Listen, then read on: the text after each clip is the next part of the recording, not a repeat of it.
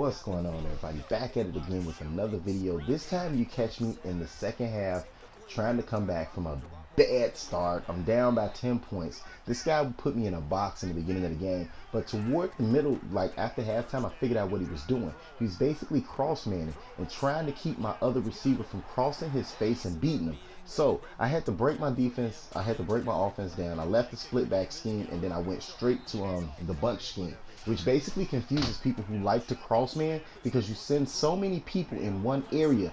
They actually have to choose who to crossman, and like I told you in the video, if you don't know who you have crossmanned, you're probably in trouble, because you will start doubling, like you just seen him right there. He doubles a guy he has crossman. Now watch, he crossmans me. He has no idea who to cover. So his crossman is basically a blind crossman, meaning that he crossmans anybody. He has no idea how to crossman, so he's just crossmanning, hoping that it'll make a play. And as you see right there, I'm basically just out there running and throwing shots everywhere, like dinks, dunks, underneath routes, trying my best to get back in the game. Right here, we scramble with Brett Favre again, basically confusing him. He's out here, if you crossman, you take people off the line or you take people out of coverage, leaving yourself open to one or two things: the run or the scramble. He decided to leave himself open for the scramble. He didn't want to leave himself open for a big run and get gashed. So back to the footage. I come down, I hit him with Mike's the SS scrape, because I know I'm going to get pressure, and he loves his play actions. Landon Collins puts his helmet in his chest, knocks him back. If you go back and look at how I crossman, you'll notice I took away everybody else and I allowed him to get the running back. Why? 2nd and 19. I don't care how many yards the running back can get. If a running back gets 19 yards on you, you have a problem. Now, I crossman the DN up on the slot receiver. Why? He's going to bump Greg Olsen. Then he's going to make the slot man change his route and slow him down. I was able in that situation to play not one, but 2 routes, because the way I crossmanned him. I actually didn't crossman. I have a mistake of saying crossman, but I manned him up just to eliminate that receiver's speed, so that if he did try something strange, I would always be there to play it off. I would be there to play the route, but in that situation, he sent 2 people in one area, and I was able to play both routes at one time. Now, we're back out here again.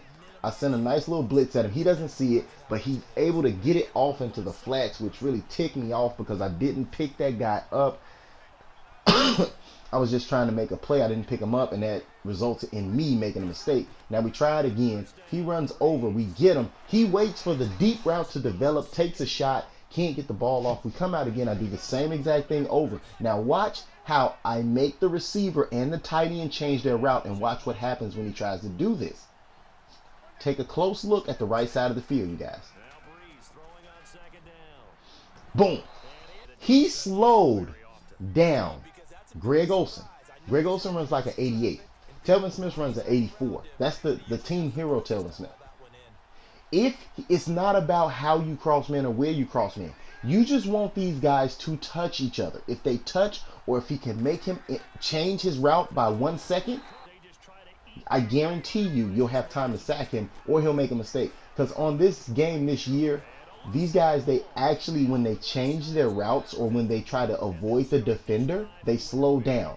And it takes exactly 3 seconds for them to gain their speed back. Now, the bad part is, this guy was able to get the ball back with a very, very fluky fumble, which I don't believe really happened, but they made me fumble it. So I come back out and I try to hit him with a couple of more things, and I'm starting to notice he's not going anywhere but short. So now I give him something to think about. I start playing hard flats and crossman in that DN so he can bump him and then take away 2 other people. So if you have people in the same area, your opponent will sometimes think about throwing the ball, or he'll take a risk. And if you're holding ball hawk, you'll probably pick him off right there. He's going short. He's going to constantly go short. Now watch how he tries his best to throw a dot, but due to the fact that I'm in the vicinity of where he's throwing the ball, he really can't get the ball off like he wants to. Boom! And that was one of the things that I wanted to do. I wanted to make him throw in the coverage. Now watch this crossman. This is actually the crossman concept. There are some formations that will eat alive a crossman concept, you guys. Now, here's the thing about crossman, and the best way to do it is with cornerbacks, but you lose run support if you do that. If you come out with all cornerbacks, you lose run support.